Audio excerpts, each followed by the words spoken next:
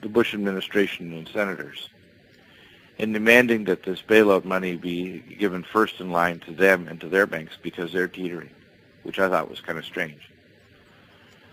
And that they wanted to be first in line, and that there was a lineup of banks, and the issue was who was going to get the first dibs at this money, which is basically buying bad debt. It's almost like buying, buying something worthless and mortgaging the future of Americans. So it's literally, it's like taking people's property and literally throwing it into a pit. And the people are lining up in these countries as to who's going to get first dibs on that. Who's going to get this debt, and who's going to be able to haul it away, and sell it to America and get real assets. What I feel is that this is primarily to bail out European and Arab banks that insisted on it. That there have been some deals going on that between these various power brokers and those that are talking about doing a false flag. And one of the things that I saw many years ago in 1988 was a vision of high above the Strait of Hormuz.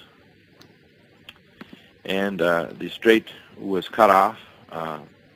This was not an act by Iran. It was an act by our side. And the strait stopped. There was no shipping. And in an instant, the world economy crashed. And this was the fulcrum event that actually started the movement toward the final invasion of the Middle East by Communist China, and the events that are going to transpire in the next years. Okay, Bill, can I ask you, have you shared this information that you're getting this morning with for example, your own family? Yes, I have, yeah.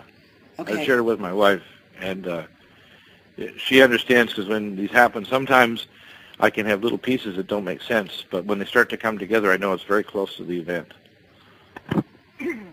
This is like the morning I woke up and I was having a terrible time on the day of 9/11. And I was, having these spasms of pain, but the intensity with which I had it this morning was 100-fold worse than at the time of 9/11.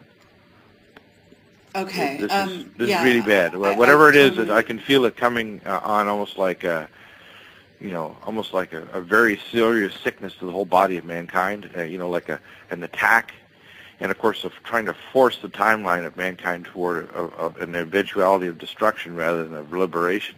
And I believe, of course, that we can change that, but unfortunately, I don't see the signs of the intervention happening or people waking up enough to kind of steer us away from that.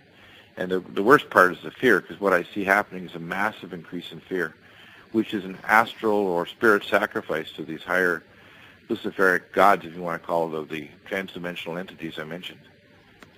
Fear is actually, if you want to call, almost like, the movie.